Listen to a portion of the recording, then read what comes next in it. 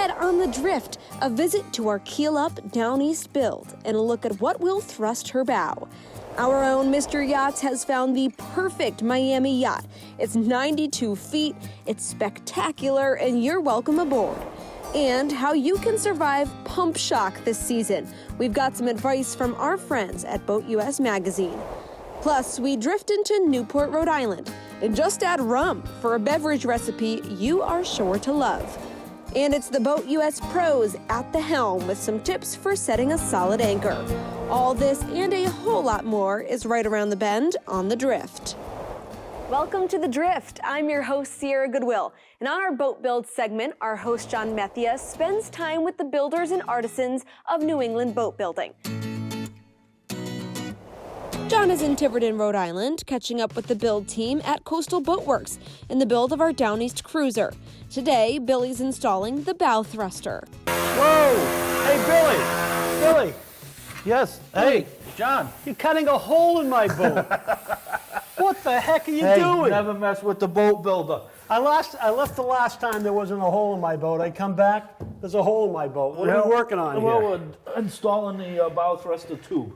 We've all been in those situations where the wind catches the bow and away it goes. Yeah, exactly. So we're going to do a 6-inch bow thruster on this boat. What's the process? Well, first what we did was we determined center, and we drilled all the way through to the other side. Okay. All right, and then what we did was I took a cut off. Right? I have it right here on the other side. Okay, so wait a minute. This doesn't stay like this. This No. gets chopped off. No, unless you want to grab people while they're swimming. Yeah, we'll grab some people with that, right? So what I did was I found my angle and I just cut off a sliver so I would have something to trace. And came up to the hull, and as you turn this, I can square it up. So then I took my marker and I traced it. And then we go on to the other side using the center hole, and I traced it again, and then we cut it out. No, but you can't make a mistake on this. You get to do this once, right? Measure Pretty 12 much, you times, got- cut yeah, once, right? exactly, Or else you exactly. call me up and say, John, we're going to do a 12-inch bow thruster on the boat, all right? We're not going to do a 6. I'm surprised you didn't start with a 4 and work your way up. No, we went right for the gusto on that one. So the 6 will be the right size for this boat. Yeah, that will move this thing around like it's nothing. And that's a substantial unit. You've got it over there on the I do. bench. I got Can it we go laid take out a so look? we can show the guys and how it works. All right, let's go take a look. Okay. All right, so here it is, Bill. And what we found is they don't give these away. This is not an inexpensive piece. Altogether, this bow thruster was about $3,000. Yep. But well worth it, right? It is, When you it bring is. in that kind of a boat and the kind of boat we're building into a slip or a And it's dock. not junk. This Right. is high quality, So tell us about the parts. Well, this is your mounting plate.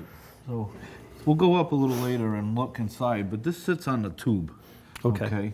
And that's really all that it is just a hole where the little lower unit goes through with 2 mounting bolts. All right, simple question on this. What keeps the water out? There is a gasket Okay. right here, and that goes right there. And that gasket seals it right up.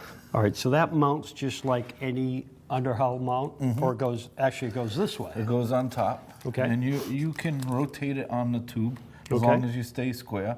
We're probably going to rotate it forward a little bit so we can grab some more headroom Okay. underneath the V-berth. So our big boy here is electric hydraulic. Talk Right. about how that works. Well, the motor isn't as big.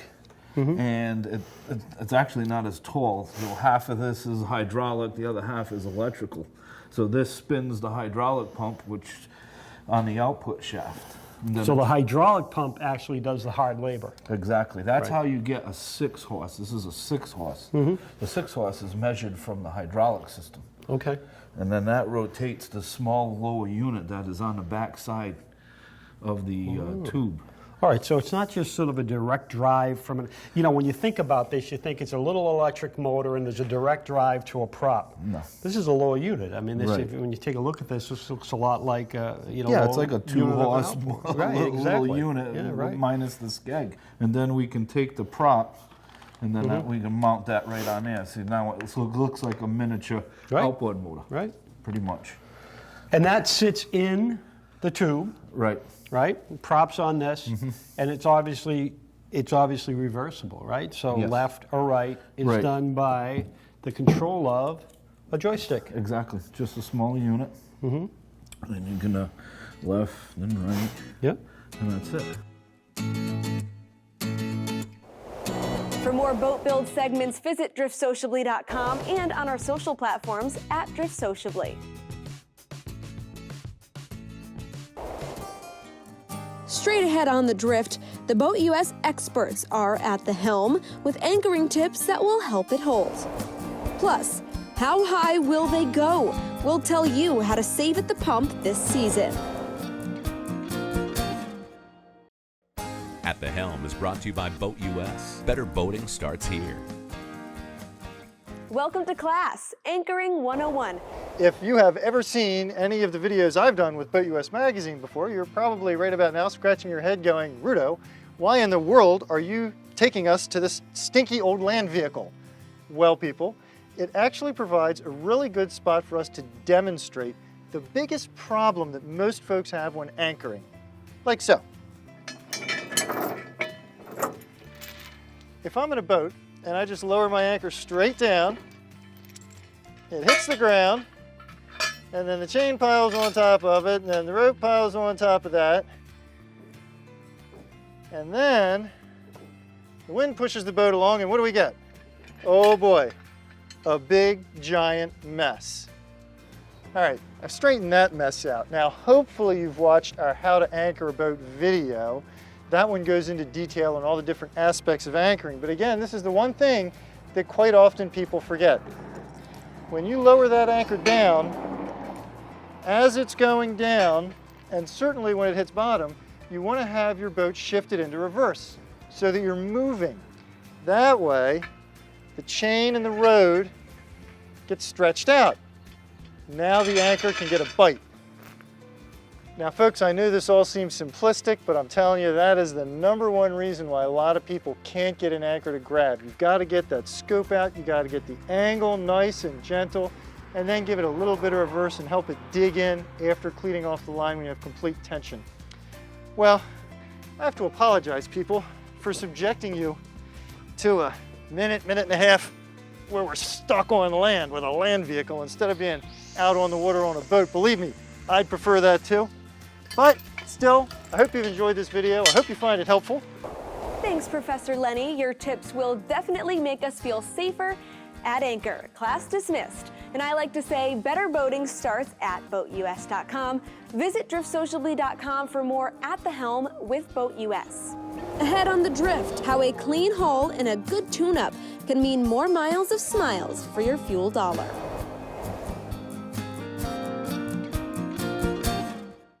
The Drift podcast can be found at driftsociably.com.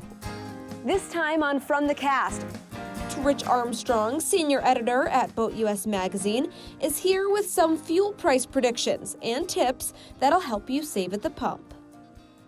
Boat, gas, fuel, prices. What are they going to do to us, man? What's this season going to be like?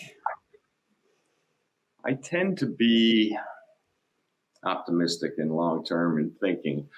Yeah, the gas prices have jumped up, and I just did some research because, you know, with this Ukrainian-Russian situation, none of the experts know what's going to happen in terms of gas prices. But I can tell you what trends are, and the EIA, which is a government agency, it's the Energy Information Administration, supposedly an independent statistical analysis department. And they give you their forecasts and on what they expect. Now they're basing it on crude oil. Right. They are predicting $3.71 average per gallon in the second half of this year. So how does that relate? So $3.71 at the auto pump. Typically, how much higher is the marina? Is there a sort of a base or a scale for that? I've always found $1 more. Could be $2, you know, depending on where and what marina you're at. But And keep in mind, I think most boaters are trailer boaters, you know, and the rules don't apply to them because they can just stop at the roadside gas station. And the problem there is you're going to get your 10% ethanol, Right. which I don't know if the audience knows, but it damages some of the rubber components in the engine of older engines. This is irrelevant to new. Very good point. Very good point. So the fuel that you're getting at the regular pump, if you trailer your boat, is different from the fuel that you're getting at the marina? Not usually. Right. It has ethanol, which is corn, and it's done for whatever reasons. But they increased the ethanol. The federal government increased the ethanol level 10%, and then they're talking about 15% ethanol, which our scientists in the industry have shown just corrode the rubber gunkings of the engines, and we've written about that story. But Yeah, so sure a lot enough. of boaters, And a boat sitting off season, it's on the hard. That ethanol is just, and that's a podcast for another day. We talk about sort of how you should treat your fuel systems when you're on the hard. And yeah, my point was just that some people seek out marinas because you can get at some marinas ethanol-free gas, which you'll never see on the roadside. Okay, good point. Boaters are going to boat. They might spend more time at the slip or at the dock or at the mooring this year. You know, if you're serious about saving, you have to be proactive. Have your prop and your engine tuned up by a pro every year. Yeah. You know, a lot of people, I'll skip it. I'll skip this year, but you know, a lot of people do that. The engine and the prop will get you more efficiency. You know, and every little thing in a prop. I mean, those things really have to be perfect to be optimal. And every little thing you might brush off, but you don't know what happened down below. So, or a nice smooth hull. You know, take a look at that hull, and if you can haul it yourself, take it out, give it a good wash down, make sure it's nice and smooth. You know, even if you're at a marina, you can get that thing on a trailer. And most likely this season, if you're trailering and you're at a marina, if you trailer both sides, you're probably going to pull it and fuel up at the local gas station anyways. Why wouldn't you, right? You know. But the ugly truth for saving money is the hardest work. Clean your hull. Right. Algae, barnacles, all that stuff to get stuck on it. And again, and it goes quick, as you know. You put it in the water. And sure. So if it's in the water, you can get a brush under there, scrub it. Obviously, do a good clean off season. But that's all that surface area creates drag, makes your engine work harder, slows your boat down. Keep your hull clean, and that's your best one. If you're gonna do one thing, do that. Rich Armstrong, thank you very much. Remember to follow the Drift Podcast at driftsociably.com or wherever you listen to your favorite podcasts. Now it's time for Drift Into, one of my favorite segments, by the way, and we'll go port to port, destination to destination, meeting cool people and exploring amazing places. Today, let's drift into Newport, Rhode Island. Today for you, I'm going to make the delicious Gosling's Pirate Punch. It's one of our most popular drinks here. It's something that we all love to make and drink. Starting with a little bit of Gosling's Gold Rum. It's their newest product, and it is delicious. Nice little healthy pour of that. Topped by a little bit of pineapple juice, a little bit of cranberry juice. And if you want to make it extra special, you put everybody's favorite and the old school product right here, Gosling's Black Sail Rum right on top.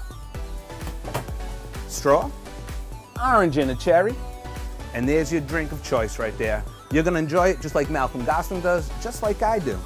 Cheers. Newport is one of my favorites. It's simply spectacular, and there's more Drift Into destinations and adventures at driftsociably.com. Ahead on the Drift, it's functional, stylish, and comfortable. Mr. Yachts calls it the perfect Miami yacht, and he'll show you why. Hey Drifters, the drift comes to you from our sociable DGI Communication Studios. Get the drift? Did you know that our own Mr. Yachts, Nick Cardoza, spends most of his time where the mega yachts are? Yep, sunny Florida. And he loves showing off these magnificent floating mansions. Hey, yo, what's up, guys? Welcome back. It's Nick Cardoza. We just got done with the Miami Boat Show. We're down here at Miami Beach Marine on this beautiful 2019 Ferretti 920, and it dawned on me that after all the boats I've seen in the past few weeks, this is arguably one of the best boats designed for Miami day boating. Come on board and let me show you why.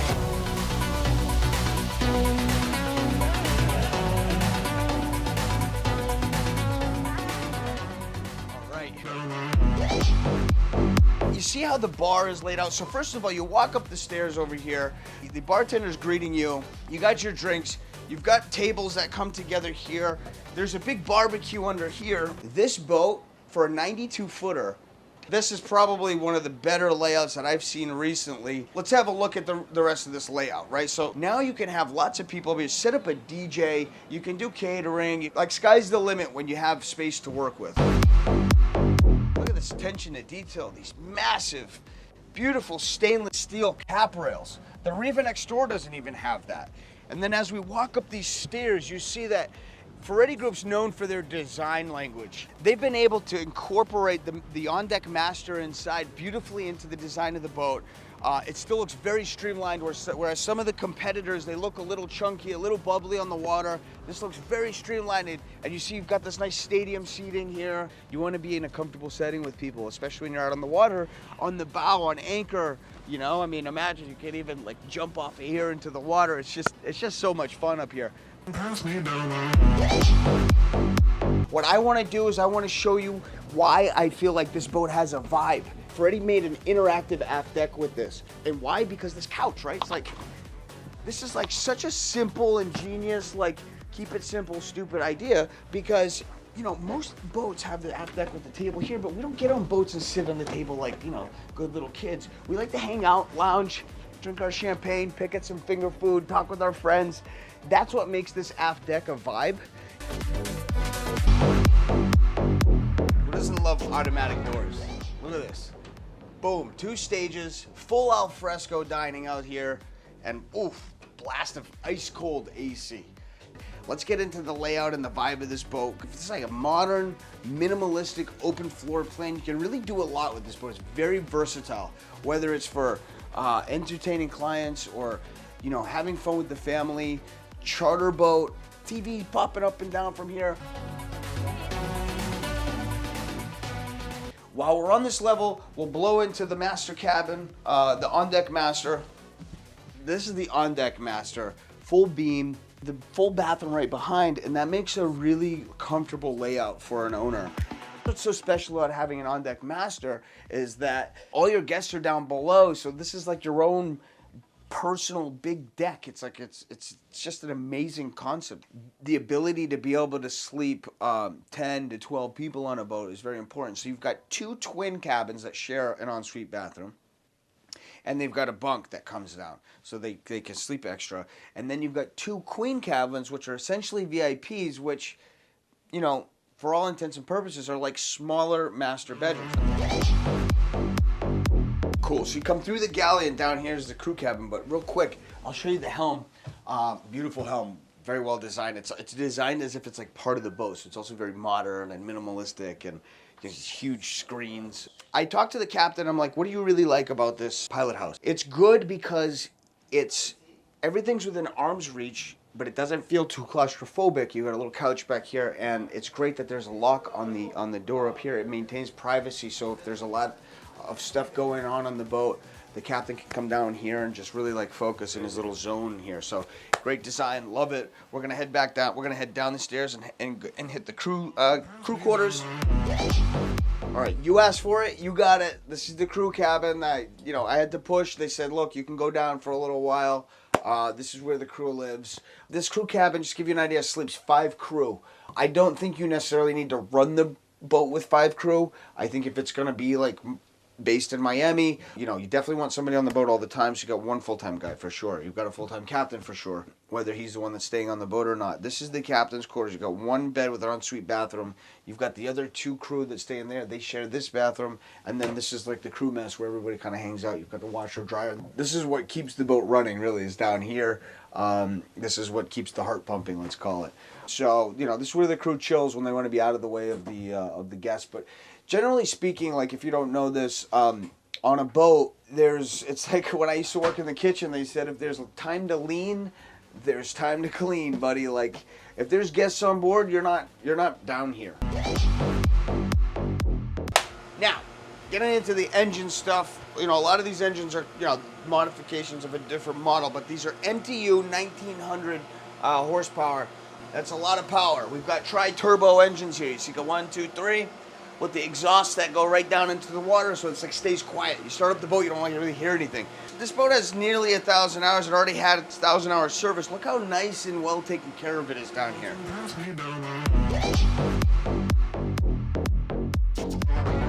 It's not too big. It's a 92, so you go to the restaurants. It's not too tall. You can fit under most of the bridges. It's a fast boat. It goes over 20 knots. It can make it to Bahamas in one day. All good points. Nick, so what's the price on that one again? A girl can dream, can't she? For the full tour of that beauty, visit driftsociably.com. Hey Drifters, we'll catch you next time, and as always, thanks so much for joining us at the social place for boating, The Drift. For more content like this, like, follow, share, and subscribe to The Drift at Drift Sociably or visit us at driftsociably.com. For all of us here at The Drift, I'm Sierra Goodwill. Drift Sociably. Get the drift?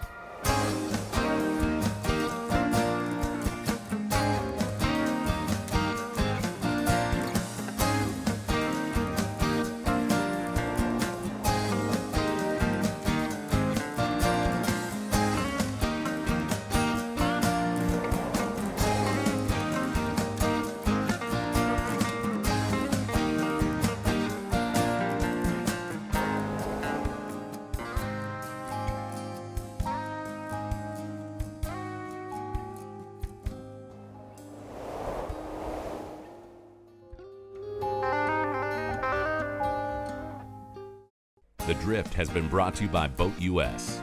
Better boating starts here. Join today.